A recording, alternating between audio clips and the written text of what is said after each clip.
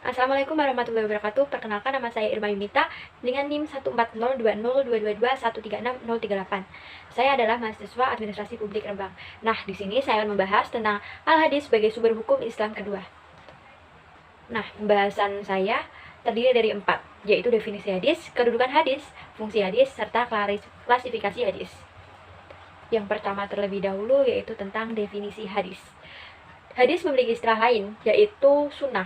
Ahli fikih mengatakan bahwa hadis adalah segala perkataan, perbuatan, dan ketetapan Nabi Muhammad SAW mencakup keseluruhan perilaku baik sebelum kerasulan maupun sesudah kerasulannya. Nah, sunnah tersebut terbagi menjadi 3 macam, yaitu sunnah qauliyah, sunnah fi'liyah, dan sunnah takririyah. Sunnah qauliyah sendiri merupakan sebuah perkataan Nabi Muhammad SAW.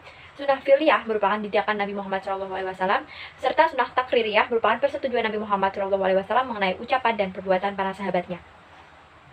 Kita lanjutkan. Hadis diceritakan secara turun-menurun, sehingga dalam ilmu hadis dikenal dengan 3 istilah penting, yaitu sanad, matan, dan rawi.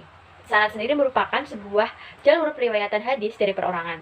Matan merupakan penguatan atau kalimat hadis tersebut, sedangkan rawi adalah orang yang meriwayatkan hadis tersebut. Kedudukan hadis sebagai sumber hukum Islam.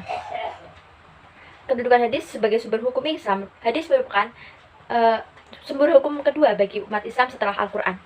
Kedudukan tersebut adalah suatu kehendak dari Allah Subhanahu wa Ta'ala yang memerintahkan kepada kita untuk menaati Nabi Muhammad SAW. Nah, perintah ini terdapat dalam surat An-Nisa ayat 80 sebagai berikut.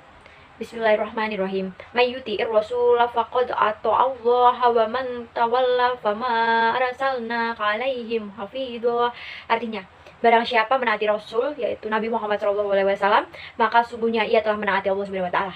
Dan barang siapa berpaling darinya, maka ketahuilah, kami tidak mengutusmu, yaitu Nabi Muhammad SAW, untuk menjadi pemelihara mereka. Kita lanjutkan fungsi hadis. Hadis memiliki 4 fungsi, yaitu yang pertama adalah hadis sebagai rincian dan penjelasan terhadap ketentuan Al-Quran.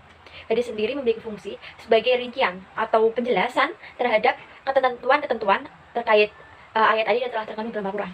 Yang kedua yaitu hadis sebagai penguat hukum yang sudah ditentukan dalam Al-Quran. Jadi di dalam Al-Quran terdapat hukum-hukum, namun hadis ini berfungsi sebagai penguat dari hukum-hukum yang telah ditetapkan. Yang ketiga yaitu hadis sebagai penjelasan ketentuan dalam Al-Quran. Hadis selain dua fungsi tersebut, hadis juga sebagai penjelas. Nah, penjelas ini dimaksud sebagai menerangkan tentang ketentuan-ketentuan yang telah ada dalam Al-Quran. Yang keempat atau yang terakhir adalah hadis menetapkan hukum yang belum disebutkan dalam Al-Quran. Jadi terdapat beberapa macam hukum yang tidak spesifik di dalam Al-Quran. Contohnya saja di Al-Quran memerintahkan sholat, namun di dalam hadis terdapat bagaimana cara sholat, bagaimana tuntunan sholat, hukum sholat, dan lain sebagainya. Oke, kita akan membahas ke bab 4. Klasifikasi hadis. Hadis diklasifikasikan menjadi 2 macam, yaitu hadis mutawatir dan hadis ahad. Hadis mutawatir merupakan hadis yang diriwayatkan oleh para perawi dengan menggunakan beragam jalur periwayatan, sehingga mustahil bagi mereka untuk mengarang isi dari hadis tersebut. Salah satu syarat agar suatu hadis dapat dikatakan sebagai mutawatir apabila diriwayatkan melalui minimal 40 jalur periwayatan. Contoh hadis tersebut adalah sebagai berikut. An Abi Hurairah qala Rasulullah sallallahu alaihi wasallam, "Man kadzaba alayya muta'ammidan falyatabawwa maq'adahu minan nar." Rawahul Bukhari wa Muslim. Artinya, dari Abu Hurairah radhiyallahu anhu bahwa Rasulullah sallallahu alaihi wasallam bersabda, "Barang siapa berdusta atas namaku dengan sengaja, maka tempatnya adalah neraka." Hadis riwayat Bukhari dan Muslim. Hadis mutawatir dibagi menjadi 2 macam, yaitu hadis mutawatir lafzi dan hadis mutawatir maknawi. Hadis mutawatir lafzi tersebut merupakan redaksi yang disampaikan sama dan ada di semua jalur periwayatan. Jadi redaksinya sama. Terus yang kedua yaitu hadis mutawatir maknawi. Hadis ini merupakan hadis yang disampaikan dengan kalimat yang berbeda-beda, namun memiliki makna sama pada semua jalur periwayatan. Seperti itu. Selanjutnya yaitu hadis ahad. Hadis ahad merupakan hadis yang diriwayatkan oleh satu atau beberapa jalur periwayatan. Namun, hadis ini tidak mencapai derajat mutawatir. Nah, hadis ahad dapat diklasifikasikan menjadi beberapa macam sebagai berikut. Itu ada 3 klasifikasian, yaitu yang pertama hadis sahih. Hadis ini merupakan hadis yang memenuhi syarat sempurna untuk dapat diterima dan diakui dan berasal dari Nabi Muhammad SAW.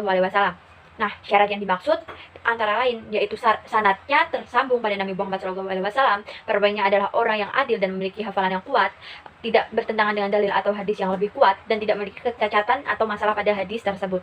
Dan di sini dapat diterima. dan digunakan sepenuhnya sebagai sebuah dalil, baik dalam hal akadah, ibadah, serta bidang lainnya. Yang kedua yaitu hadis hasan.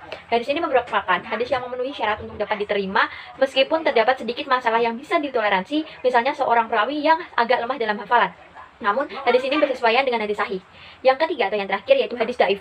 Hadis ini merupakan hadis yang memenuhi syarat hadis sahih, misalnya sanadnya tidak tersambung dengan Nabi Muhammad SAW, ada masalah pada hadis tersebut, atau perawinya tidak adil. Nah, dua pandangan utama terkait hadis ini adalah tidak mau menggunakan hadis daif sebagai dasar apapun dan tetap menggunakan hadis ini dengan beberapa syarat. Nah, syaratnya terdapat 3 nih. Syarat pertama yaitu hadis tersebut masih diperselisihkan oleh ulama terkait sahih atau daifnya. Yang kedua, amalan yang disebutkan masih ada dalam ketentuan Al-Quran. Dan yang ketiga yaitu amalan dalam hadis sesuai dengan perkara yang disebutkan Allah dan hadis sahih serta amalan disebutkan disepakati oleh ulama agar diperbolehkan untuk melaksanakannya. Baik, sekian presentasi yang dapat saya sampaikan. Semoga bisa mendapatkan ilmu yang bermanfaat, serta saya mohon maaf atas beberapa penyampaian materi yang mungkin terdapat kesalahan kata atau kesalahan dalam pengucapan. Terima kasih. Wassalamualaikum warahmatullahi wabarakatuh.